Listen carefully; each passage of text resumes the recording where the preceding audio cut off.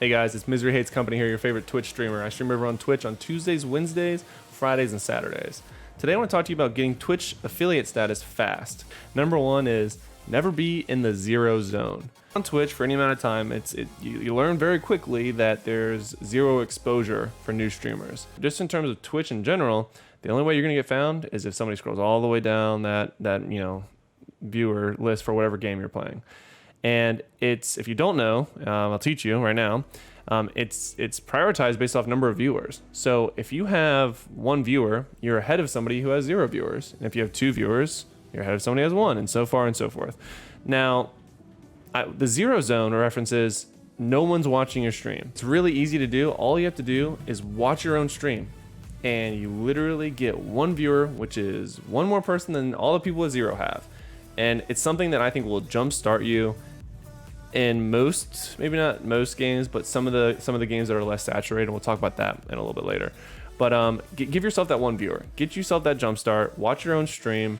If you have family members that maybe live out of the house or obviously don't live with you or stuff like that, then go ahead and have them watch you. That's free viewership. And honestly, especially early on when you first start to stream, have them critique you. The reason I want to kind of focus in on the people who don't live with you part is because you don't want a bot, right? You don't want to bot viewers and have every computer in the house watching your stream, because Twitch is actually really smart compared to other streaming platforms, specifically Mixer, which did allow it to a certain degree. You can't have more than, I want to say, 2 different devices on the same IP address watching your stream at the same time. So you truly can't do it. And it's kind of nice they allow you to too. So like in my case, my wife is here. So if I'm watching my stream and she's home and she wants to jump in chat for a while, she can. And that viewership still counts, which is great. But I think that's a healthy number, right? So you wouldn't want to have a whole house full of tablets and, old phones where you're connected to the Wi-Fi and watching your own stream, because that's just, it's not right. And so it's a good thing that Twitch, helps block that. But people who don't live with you can easily give you up to that 3 viewers that you need, so that you're the one and you only need 2 other people in your family to hopefully pop in maybe from time to time. It's an average of 3, but it's, you're not likely gonna have the same 3 people watching your full stream. You're gonna have people leave and have to go or be at work and only watching the lunch break and so on and so forth. So you wanna, account for more than that, but this is a great start. So that's number 1. Don't be caught in the zero zone. Watch your own stream. And encourage your friends and family to watch you as well.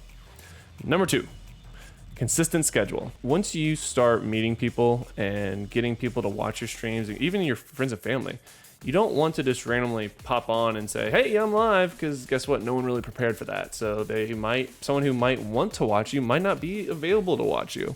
So instead, take advantage of the Twitch page, your Twitch profile, your schedule section, and talk about when you're going to stream. Stick to that schedule though, because that's important. You don't want to be canceling streams all the time. You also don't want to be just doing a bunch of surprise streams all the time, because you're going to have close to no one watching you. Again, if you're a newer streamer and you don't have that big of a following yet, then you really do need to have a set schedule so people know when to watch you and can plan around that if they choose to do so. Number 3 is networking. So I made a whole video about networking, card at the top right there, about that. So please watch that video after this one, and it'll go into networking specifically on Twitter.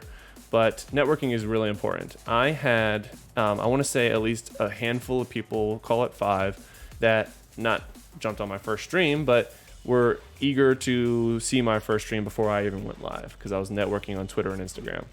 And then I still, to this day, meet people on Twitter and Instagram that I jump in their streams and they jump in mine. It's great. I've met some really great people, and I feel closer to them based off the conversations that we've initiated before I was even streaming. Networking is in my opinion, very critical and very important. So that's something that you can never do too much of, in my opinion. Now, you don't want to spam just going live all the freaking time.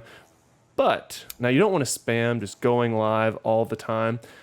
But you do want to, promote yourself, and then also support other people. That's the real point of networking. It's win-win. It's win for you, win for them. Again, more detail in another video. Watch that after this one. Step number 4, watch your previous streams. Ask yourself this question. Would you watch yourself if you were not you and you were trying to find somebody to watch whatever game you were playing, or in just chatting? Were you, did you communicate well? Were you talkative? Were you engaging with chat?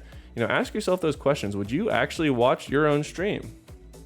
I personally find this incredibly helpful, and it's something that I still do to this day. I won't watch all of them just for time's sake, but I do definitely jump in if I notice that maybe viewership was up. I'll say like, wow, what was I doing different that time? So I'll watch that and see, what about that stream made the viewers kind of want to stay and hang out for a little bit longer than usual. Or if viewership's down a little bit for one stream, I'll do the same thing. I'll reevaluate. What was I doing differently? Was I tired? Was I giving off bad vibes? Was I in a bad mood? Whatever it was, Number 5, be mindful of the saturated games. So saturated games like Fortnite. You're not going to be found in Fortnite. I promise you. There's so many streamers streaming Fortnite, or even Call of Duty for that matter. They're all the big games. The first 3 games you see on Twitch. If those are the only games you want to play, then play them, right? You want to have fun, because if you play a game that you don't want to play, just because it's not saturated and there's not a lot of people playing it, and there's a good chance you can hit that top 3 row of the Twitch, recommended videos or whatever, then yeah, people are going to figure out that you're not having a good time. So be mindful of the saturated games, but also still play the games that you like to play. That's really important. You want to have fun with this, because if you're not having fun streaming, you're not going to do it for the long run, okay? You want to stick to the games that you like to play, but just be mindful that if you're not seeing growth with a certain game, it's probably because it's overly saturated. Moving on. Number 6. Don't keep checking your view count. So I see a lot of people do this where they you can see it on stream. It's clear as day. They're like, okay, I'm at 2. Oh, it's 3. Okay, and they perk up a little bit and they get really excited, and they're you can tell there's a noticeable change in how they present themselves. They're happier, they're excited. Whereas if they go from whatever number and they lose viewers for whatever reason, you can also see it on some streamers where it affects them. So my recommendation, if I use Streamlabs OBS, and what I do is I just hide that. You just click on the view button and it literally just puts a line through it. You can't see it. I have no idea how many people are watching my stream at any given point. I really do my best to not unclick that, just so that I can keep myself focused on the game, keep myself focused on the chat, and because that's what really matters. Is I want to appreciate those that are here and not hone in on the fact that the ones who aren't. I really hope you found this video helpful. In my opinion, these are the 6 best ways, tips, and tricks to get you to affiliate faster. Until next time, happy streaming.